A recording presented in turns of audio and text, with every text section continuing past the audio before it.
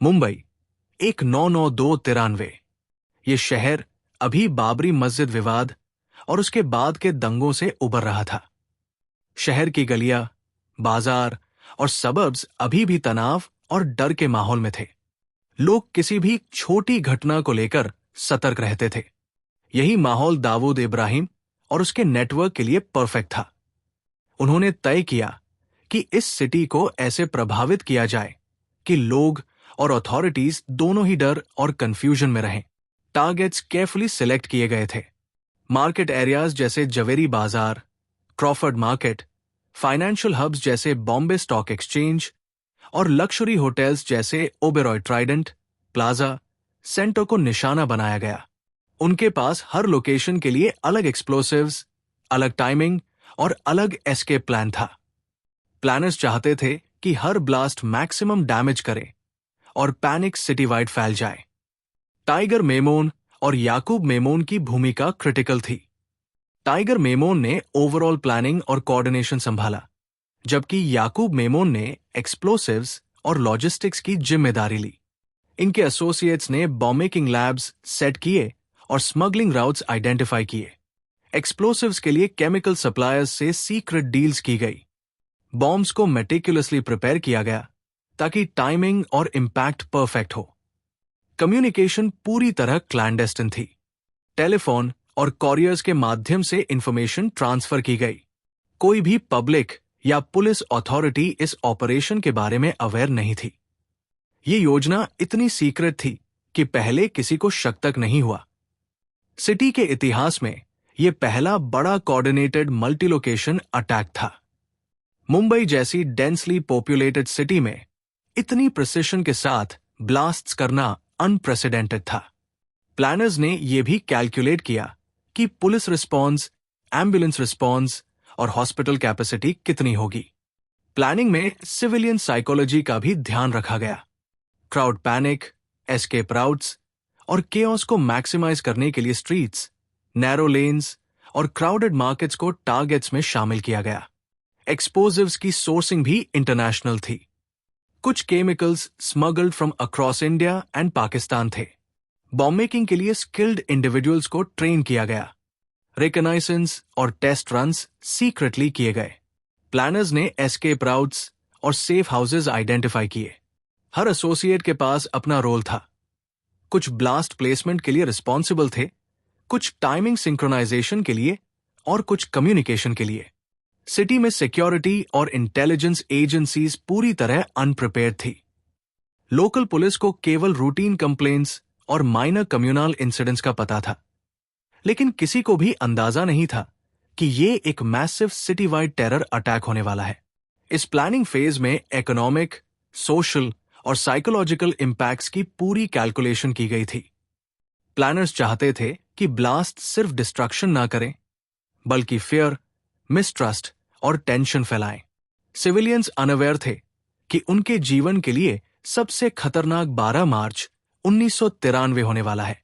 जो लोग मार्केट्स में शॉपिंग कर रहे थे, ऑफिसेज में काम कर रहे थे या होटल्स में टूरिस्ट्स के रूप में थे, वे अननोइंगली सिटी वाइड टेरर की शुरुआत का हिस्सा बन गए। सुबह 12 मार्च 1993 लगभग 9 बजे मुंबई की गलियों और बाजारों में जैसे ही दिन की रौनक शुरू हुई, अचानक जवेरी बाजार में पहला धमाका हुआ। मार्केट में लोग खरीदारी कर रहे थे। अचानक इतनी तेज आवाज और धूल का गुबार उड़ गया कि लोग समझ ही नहीं पाए कि क्या हुआ। लोग दौड़ने लगे, दुकानों की शीशियां टूट गई और लोगों में कंप्लीट पैनिक फैल गया। शॉपकीपर्स और दुकानदारों ने अपनी जान बचाने के लिए दुकान से बाहर भागना शुरू किया। मार्केट के नैरो लेन्स में लोग एक दूसरे को धकेलते हुए बाहर निकलने की कोशिश कर रहे थे। कई लोग घायल हुए, कुछ लोग डेब्री के नीचे फंस गए। पुलिस और फायर ब्रिगेड तुरंत मौके पर पहुंचे, लेकिन केओस इतना ज्यादा था कि फर्स्ट रिस्पॉन्स में काफी दिक्कतें आई। एम्बुलेंसेस को नैरो स्ट्रीट्स में पहुंचने में देर हुई। इंजर्ड लोगों को सिविल हॉस्पिटल और जेजे हॉस्पिटल में ले जाया गया। इस बीच कई वॉलंटियर्स और सिविलियंस ने खुद इनिशिएटिव लिया।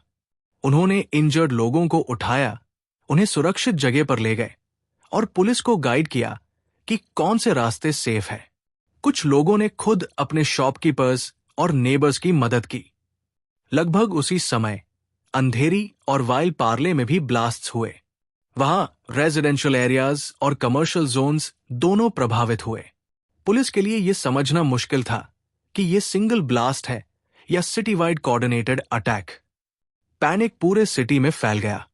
अंधेरी में ब्लास्ट इतनी तेजी से हुआ कि आसपास की बिल्डिंग्स की खिड़कियां टूट गई। लोग चोटिल हुए, कुछ घायल हुए। वाइल पार्ले में भी सिमिलर सीन्स थे। स्कूल्स और ऑफिसेज इमीडिएट लॉकडाउन में चले गए। जवेरी बाजार के आसपास कई लोग ट्रैप्ड हो गए। शॉप्स और ज्वेलरी स्टोर्स हेविली डैमेज हुए। लोकल बिजनेस कम्युनिटीज के लिए यह बड़ा ब्लो था। पुलिस ने बैरिकेड्स लगाकर एरिया सिक्योर किया, लेकिन डेब्री रिमूवल और रेस्क्यू ऑपरेशंस लंबी प्रक्रिया थी। मीडिया लाइव रिपोर्टिंग में लगी हुई थी। कैमरास और रिपोर्टर्स ने केओस कैप्चर किया, लेकिन लाइव कवरेज ने कई जगह मिसइंफॉर्मेशन भी फैलाया। सिटीजन्स और पुलिस दोनों ही कंफ्यूजन में थे। सिविलियंस ने अपने आसपास के लोगों की मदद की। कई लोगों ने खुद रिस्क लेकर इंजर्ड लोगों को निकालने की कोशिश की। हॉस्पिटल्स में लगातार इलाज जारी था। डॉक्टर्स और नर्सेस एग्जॉशन की सीमा तक काम कर रहे थे। इस बीच सिटी वाइड कम्युनिकेशन कोलैप्स हुआ। टेलीफोन्स जैम हो गए, ट्रैफिक ब्लॉक हुआ। रेस्क्यू ऑपरेशंस लगातार कंटिन्यू हुए। मल्टीपल एक्सप्लोजन्स के कारण सिटी वाइड अलर्ट जारी कर दिया गया। मॉर्निंग ब्लास्ट्स ने सिटी को पूरी तरह शॉक कर दिया। लोग डर के कारण अपने घरों या ऑफिसेज में छिप गए। स्ट्रीट्स खाली हो गई। हॉस्पिटल्स और रेस्क्यू टीम्स एक्सट्रीम प्रेशर में थे। ब्लास्ट के इमीडिएट आफ्टरमैथ में सिटी वाइड टेंशन और फियर नोटिसेबल था। सिविलियंस ने अपने सर्वाइवल और सेफ्टी के लिए इम्प्रोवाइजेशन किया। वॉलंटियर्स और नेबर्स ने इंजर्ड और ट्रैप्ड लोगों की मदद की। सुबह 10 बजे के करीब शहर में पहले हुए धमाकों के बाद आतंकियों का अगला निशाना था वित्तीय क्षेत्र और बड़े होटल। बॉम्बे स्टॉक एक्सचेंज के आसपास लोग अपने अपने काम में व्यस्त थे। किसी को भी नहीं पता था कि खतरा पास ही है। अचानक जोर का धमाका हुआ। इमारतें हिल गई, खिड़कियां टूट गई और धूल और धुआं हर जगह फैल गया। लोग डर के मारे भागने लगे। कुछ लोग मलबे के नीचे फंस गए। पुलिस और सुरक्षा कर्मचारी तुरंत लोगों को सुरक्षित जगह पर ले जाने लगे। महंगे होटल जैसे ओबेरॉय त्रिनेट, प्लाजा और सेंटोर भी निशाने पर थे। होटल में पर्यटक, कर्मचारी और मेहमान थे। धमाके से कई मंजिलों में नुकसान हुआ। होटल के लॉबी और गलियारे धूल और धुएं से भर गए। सुरक्षा कर्मियों ने हिम्मत दिखाई। उन्होंने लोगों को सुरक्षित स्थान तक पहुंचाया। कई कर्मचारी खुद घायल हुए, फिर भी उन्होंने मेहमानों और पर्यटकों की मदद की। ओबेरॉय त्रिनेट में कुछ लोग फंस गए। कर्मचारी उन्हें बाहर निकालने के लिए सीढ़ियों और इमरजेंसी रास्तों का इस्तेमाल कर रहे थे। सेंटोर और प्लाजा में भी ऐसा ही हाल था। पुलिस ने होटल और आसपास के इलाके को घेर लिया। बचाव दल वहां पहुंचे। भीड़ को कंट्रोल करने के लिए रास्तों पर बैरिकेड लगाए गए। नागरिकों ने भी मदद की और लोगों को सुरक्षित स्थान तक ले जाने में मदद की। धमाके के कारण पूरे शहर में सतर्कता बढ़ा दी गई। एम्बुलेंस और डॉक्टर होटल तक पहुंचे और घायल लोगों का इलाज शुरू किया। घायल लोगों को सिविल अस्पताल और जे अस्पताल में ले जाया गया। मीडिया ने लाइव रिपोर्टिंग की, लेकिन अफरातफरी के कारण जानकारी पूरी तरह सही नहीं थी। होटल प्रबंधन ने अपनी इमरजेंसी योजना लागू की। कर्मचारी घायल लोगों की मदद के लिए हर जगह गए, रसोई, बेसमेंट और कॉन्फ्रेंस रूम तक। वित्तीय क्षेत्र में भी अफरातफरी फैल गई। ऑफिस के लोग जल्दी बाहर निकलने लगे। सड़कें बंद थी और ट्रैफिक रुक गया। पुलिस ने जगह जगह सड़कों को बंद कर दिया और बचाव कार्यों को समन्वयित किया। इस हमले से यह साफ हो गया कि शहर में आपातकालीन तैयारी और प्रशिक्षित कर्मचारी कितने जरूरी है। नागरिकों, होटल कर्मचारियों और सुरक्षा कर्मियों की बहादुरी ने कई लोगों की जान बचाई।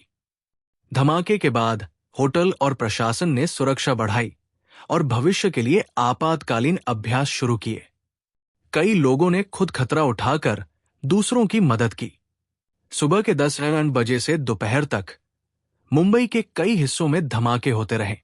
अंदरूनी इलाकों जैसे अंधेरी, विले पार्ले और जवेरी बाजार में अचानक विस्फोट हुए। लोग डर के मारे भागने लगे। कई लोग घायल हुए और कुछ मलबे में फंस गए। पुलिस और फायर ब्रिगेड तुरंत मौके पर पहुंची, लेकिन अफरातफरी इतनी ज्यादा थी कि पहले रिस्पॉन्स में बहुत मुश्किलें आईं। सड़कें बंद हो गई, ट्रैफिक अवरुद्ध हो गया। बचाव दल को मलबा हटाने और घायल लोगों को सुरक्षित जगह तक पहुंचाने में समय लग रहा था। नागरिकों ने अपनी हिम्मत दिखाई। कई लोगों ने खुद खतरा उठाकर घायल और फंसे लोगों को बाहर निकाला। कुछ दुकानदारों और पड़ोसियों ने मदद के लिए इम्प्रोवाइजेशन किया। मीडिया भी हर जगह लाइव रिपोर्टिंग में लगी थी, लेकिन अफरातफरी के कारण कई जगह गलत खबरें भी फैल गई। लोगों में डर और असुरक्षा बढ़ गई। अंधेरी और विले पार्ले में सड़कें पूरी तरह खाली हो गई। लोग घरों और दुकानों में छिप गए। होटल और ऑफिस के कर्मचारी इवैक्यूएशन में जुट गए। हॉस्पिटल्स लगातार घायल लोगों का इलाज कर रहे थे। जवेरी बाजार में कई दुकानों और ज्वेलरी स्टोर्स को नुकसान हुआ। व्यापारियों के लिए यह दिन बहुत बड़ा झटका था। पुलिस ने एरिया को कॉर्डन कर दिया और बचाव कार्य जारी रखा।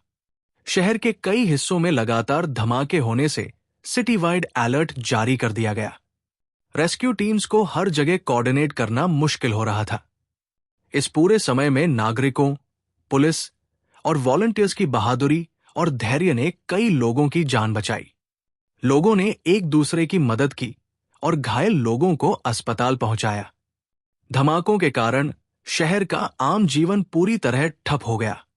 लोग डर और अनिश्चितता के बीच सुरक्षित स्थान की तलाश में थे। इस घटना ने यह साफ कर दिया कि आतंकियों के कोऑर्डिनेटेड अटैक के सामने प्रिपेयर्डनेस और सिविक रिस्पॉन्सिबिलिटी कितनी जरूरी है। धमाकों के बाद पूरे शहर में अफरातफरी मच गई थी। सड़कें खाली थी। लोग अपने घरों और दुकानों में छिप गए थे। कई लोग घायल हुए थे और उन्हें तुरंत अस्पताल पहुंचाना जरूरी था। सिविल अस्पताल और जे अस्पताल में घायल लोगों को भर्ती किया गया। डॉक्टर और नर्स लगातार काम कर रहे थे। कई बार मरीजों की संख्या अस्पताल की क्षमता से ज्यादा हो गई थी। वॉलंटियर्स ने भी अस्पतालों में मदद की, घायल लोगों को उठाया और उनका इलाज आसान बनाने में मदद की। बचाव दल और फायर ब्रिगेड ने मलबा हटाने का काम शुरू किया। नैरो लेन्स और डेब्री के कारण रेस्क्यू ऑपरेशंस मुश्किल हो गए थे। कई जगहों पर लोग ट्रैप थे। वॉलंटियर्स और पुलिस ने मिलकर उन्हें सुरक्षित बाहर निकाला। सिटी वाइड कम्युनिकेशन सिस्टम प्रभावित हो गया था। टेलीफोन लाइंस जैम हो गई और मोबाइल नेटवर्क काम नहीं कर रहा था। इसके कारण रेस्क्यू कोऑर्डिनेशन में बाधा आई। सड़कों पर ट्रैफिक रुका हुआ था। पुलिस ने शहर के कई हिस्सों को कॉर्डन कर दिया और लोगों को बाहर निकलने से रोका। मीडिया लगातार लाइव रिपोर्टिंग कर रही थी। कई जगहों पर अफवाहें फैली, जिससे लोगों में और डर बढ़ा। पुलिस और प्रशासन ने काम रहने की अपील की, लेकिन अफरातफरी कम नहीं हुई। हॉस्पिटल्स में इमरजेंसी वार्ड्स तैयार किए गए। कई लोग घायल थे और उन्हें तुरंत इलाज की जरूरत थी। नर्सेस और डॉक्टर एग्जॉशन की सीमा तक काम कर रहे थे। वॉलंटियर्स ने खाना, पानी और प्राथमिक चिकित्सा उपलब्ध कराई। शहर के लोग एक दूसरे की मदद कर रहे थे। कुछ लोग खुद खतरा उठाकर घायल और ट्रैप्ड लोगों को बाहर निकाल रहे थे। कई दुकानदार अपने आसपास फंसे लोगों को सुरक्षित जगह तक ले गए। इमरजेंसी टीम्स ने पहले सबसे गंभीर और ज्यादा घायल लोगों को प्राथमिकता दी। बॉम्ब ब्लास्ट एरियाज को सबसे पहले क्लियर किया गया ताकि बचाव कार्य में मदद मिले। इस पूरे समय में सिटी वाइड कोऑर्डिनेशन, ब्रेवरी और धैर्य की कहानी नजर आई। लोगों ने अपने जीवन को खतरे में डालकर दूसरों की जान बचाई। धमाकों के तुरंत बाद की ये स्थिति ये साबित करती है कि शहर में आपातकालीन तैयारी और नागरिक सहयोग कितना महत्वपूर्ण है। धमाकों के तुरंत बाद पुलिस और एटीएस, एंटी टेररिज्म स्क्वाड ने तुरंत कार्रवाई शुरू की। शहर में अफरातफरी फैल गई थी, लेकिन सुरक्षा बलों ने शांत रहने की कोशिश की और लोगों की मदद के लिए अपना काम जारी रखा। सबसे पहले पुलिस ने शहर के प्रमुख विस्फोट क्षेत्रों को कॉर्डन किया। सड़कें बंद कर दी गई और लोगों को सुरक्षित स्थानों पर जाने के लिए निर्देश दिया गया। नैरो लेन्स और डेब्री की वजह से बचाव कार्य मुश्किल हो रहा था, लेकिन पुलिस ने धैर्य नहीं खोया। एटीएस टीम ने तुरंत इंटेलिजेंस गैदरिंग शुरू की। उन्होंने विटनेसेस से पूछताछ की और सीसीटीवी फुटेज और अदर क्लूज कलेक्ट किए। इस दौरान कई जगहों पर अभी भी अनएक्सप्लोडेड बॉम्ब्स मिलने की आशंका थी। टीम ने केयरफुल होकर एक्सप्लोसिव्स को डीएक्टिवेट किया। होटल्स और बिजी मार्केट्स में ट्रैप्ड लोगों की मदद करने के लिए पुलिस और एटीएस ने जॉइंट ऑपरेशंस किए। कई जगहों पर उन्होंने अपने जीवन को खतरे में डालकर लोगों को बाहर निकाला। स्टाफ और सिविलियंस की मदद से इवैक्यूएशन तेजी से हुआ। पुलिस ने घायल और ट्रैप्ड लोगों की प्राथमिकता तय की। सबसे पहले उन्हें अस्पताल भेजा गया। रेस्क्यू टीम्स ने डेब्री हटाया और सेफ कॉरिडोर्स तैयार किए। कई जगहों पर पुलिस ऑफिसर्स ने खुद फंसे लोगों को उठाया और उन्हें बाहर निकाला। एटीएस ने ध्वस्त हुए एरियाज में फॉरेंसिक इन्वेस्टिगेशन शुरू किया। एक्सप्लोसिव्स के केमिकल ट्रेसेस, ब्लास्ट पैटर्न्स और सस्पेक्ट क्लूज इकट्ठा किए गए। इनसे पता चला कि ये एक कोऑर्डिनेटेड अटैक था और मास्टरमाइंड्स शहर के कई हिस्सों में थे। इस पूरी कार्रवाई के दौरान पुलिस और एटीएस ने करेज और कामनेस दिखाई। उन्होंने केओस के बीच लोगों को सुरक्षित बाहर निकाला। कई ऑफिसर्स और वॉलंटियर्स घायल हुए, लेकिन उन्होंने हिम्मत नहीं हारी। शहर में मीडिया और सिविलियंस की नजरों में पुलिस और एटीएस की बहादुरी सामने आई। रेस्क्यू ऑपरेशंस ने दिखाया कि प्लानिंग और ट्रेनिंग कितनी जरूरी है। धमाकों के तुरंत बाद पुलिस और एटीएस की ये कार्रवाई लोगों की जान बचाने में निर्णायक साबित हुई। उनके बहादुरी भरे प्रयासों के बिना कई लोग घायल या ट्रैप्ड रह सकते थे। धमाकों के तुरंत बाद पुलिस और एटीएस ने शहर में एक्सटेंसिव जांच शुरू की। सभी विस्फोट क्षेत्रों से क्लूज और एविडेंस इकट्ठा किए गए। एक्सप्लोसिव्स के केमिकल ट्रेसेस, ब्लास्ट पैटर्न्स और सीसीटीवी फुटेज को डिटेल से एनालाइज किया गया। विटनेसेस से पूछताछ की गई। जो लोग घटनास्थल पर मौजूद थे, उन्होंने टेररिस्ट मूवमेंट्स, सस्पिशियस एक्टिविटीज और संदिग्ध लोगों के बारे में जानकारी दी। इन बातों ने जांच को सही दिशा देने में मदद की। जांच में पता चला कि यह हमला दाऊद इब्राहिम और उसके नेटवर्क की योजना थी। टाइगर मेमोन और याकूब मेमोन मास्टरमाइंड्स थे। एक्सप्लोसिव्स की सप्लाई, प्लेसमेंट और टाइमिंग पूरी तरह इनके कंट्रोल में थी। एटीएस और पुलिस ने सस्पेक्ट लिस्ट तैयार की। मल्टीपल रेड्स किए गए।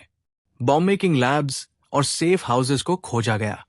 कई जगहों पर अरेस्ट हुए। याकूब मेमोन की गिरफ्तारी और उसकी प्लानिंग की डिटेल्स जांच को आगे बढ़ाने में मदद की। इन्वेस्टिगेशन के दौरान पता चला कि अटैक बहुत वेल कोऑर्डिनेटेड था। हर लोकेशन पर पहले से प्लेसमेंट, टाइमिंग और एस्केप प्लान तय किया गया था। अथॉरिटीज ने विटनेसेस, लोकल इंटेलिजेंस और फॉरेंसिक एविडेंस के आधार पर पूरी कड़ी जोड़ने की कोशिश की। पुलिस और एटीएस ने सिटी वाइड सर्वेलेंस बढ़ा दी। सस्पेक्टेड टेररिस्ट नेटवर्क्स को ट्रैक किया गया। कई अकॉम्प्लिसेस और हेल्पर्स को अरेस्ट किया गया। इस दौरान भी सुरक्षा कर्मियों ने कई बार खुद को खतरे में डालकर ऑपरेशन पूरा किया। जांच में यह भी सामने आया कि एक्सप्लोसिव्स के कुछ हिस्से इंटरनेशनल सोर्सेज से आए थे। केमिकल सप्लायर्स और स्मगलर्स के नाम ट्रेस किए गए।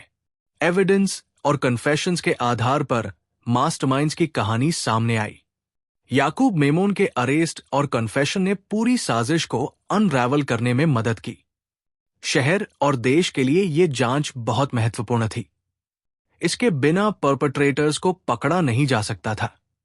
सिटीजन्स और वॉलंटियर्स ने भी जांच में मदद की, जो क्रूशल साबित हुई। इस पूरी प्रक्रिया में पुलिस, एटीएस और फॉरेंसिक टीम्स की बहादुरी, धैर्य और मेहनत दिखाई दी। उन्होंने आतंकियों की प्लानिंग को पकड़ने और सिटी को सुरक्षित बनाने में महत्वपूर्ण भूमिका निभाई। जांच के बाद आतंकियों और उनके अकॉम्प्लिसेस के खिलाफ मुकदमे शुरू हुए। सबसे पहले याकूब मेमोन और टाइगर मेमोन से जुड़े मामले कोर्ट में पेश किए गए। अदालत में एविडेंस पेश किया गया, ब्लास्ट साइट्स के फॉरेंसिक रिपोर्ट्स, विटनेसेस के बयान और गिरफ्तार किए गए अकॉम्प्लिसेस की कन्फेशंस। याकूब मेमोन का मुकदमा लंबा और जटिल था। अदालत में प्रोसिक्यूशन ने सबूतों के साथ पूरी साजिश का विवरण प्रस्तुत किया। बॉम्ब प्लेसमेंट, प्लानिंग और सिटी वाइड कोऑर्डिनेशन का पूरा सच सामने आया।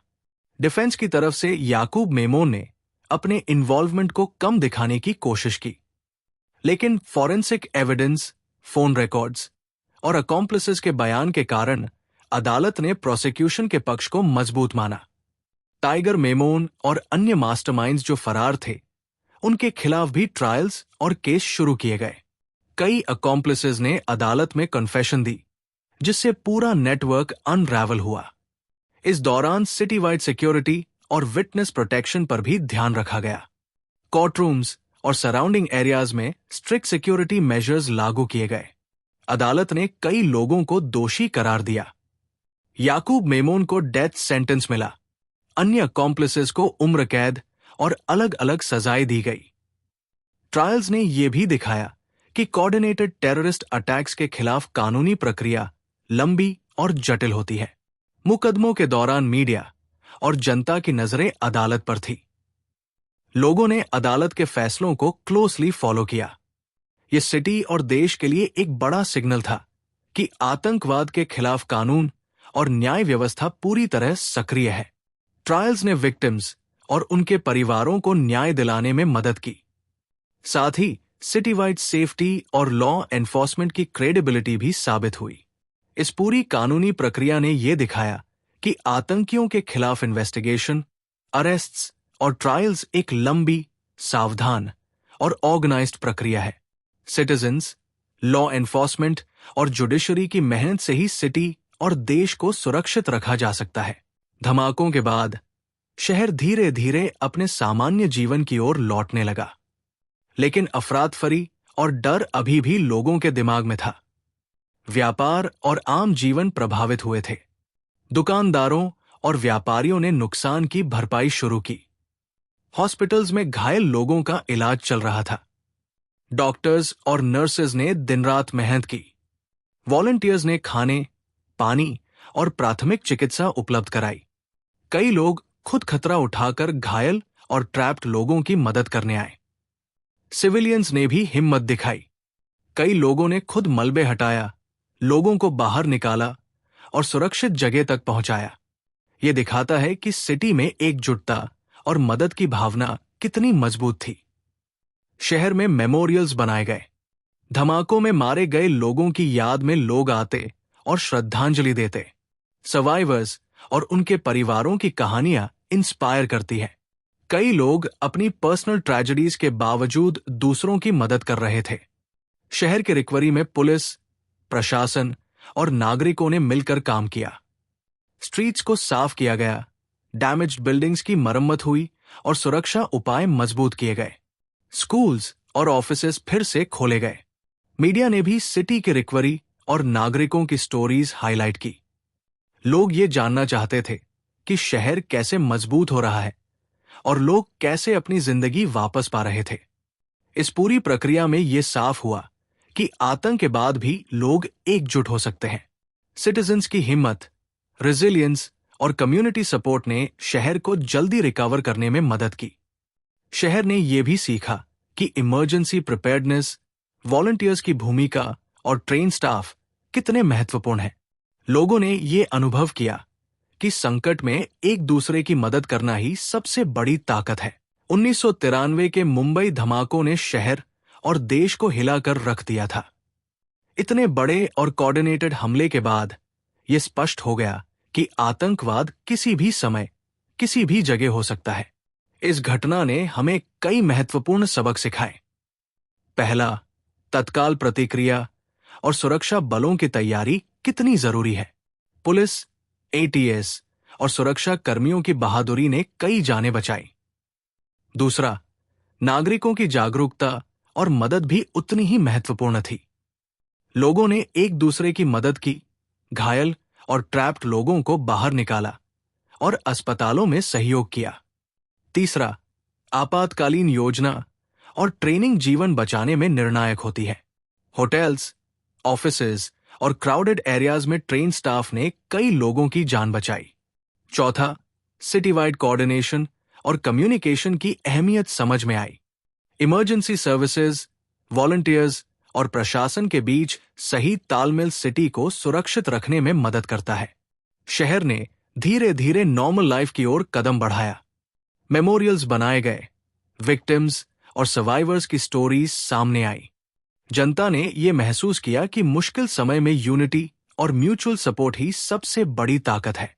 आज भी ये घटना हमें याद दिलाती है कि सुरक्षा, प्रिपेयर्डनेस और कम्युनिटी कोऑपरेशन जीवन बचाने के लिए कितने जरूरी है। अगर आप इस कहानी को और विस्तार से जानना चाहते हैं या ऐसे और हिस्टोरिकल इवेंट्स के बारे में सुनना चाहते हैं, तो हमारे चैनल को सब्सक्राइब करें और नोटिफिकेशन बेल दबाएं ताकि आप कोई भी नया वीडियो मिस न करें। याद रखें, इतिहास से सीखना और सतर्क रहना ही भविष्य को सुरक्षित बनाता है। धन्यवाद कि आपने ये पूरी कहानी सुनी। हमने देखा कि 1993 के मुंबई धमाके ने शहर और देश को कैसे हिला दिया और लोगों ने किस तरह हिम्मत दिखाई। अगर आपको ये कहानी पसंद आई और आप ऐसे और भी डिटेल्ड ऑडियो स्टोरीज सुनना चाहते हैं, तो हमारे चैनल को सब्सक्राइब करें और नोटिफिकेशन बेल दबाएं। आपका समर्थन हमारे लिए बहुत मायने रखता है। फिर मिलेंगे अगले वीडियो में नई कहानी और नई जानकारी के साथ। धन्यवाद और सुरक्षित रहें।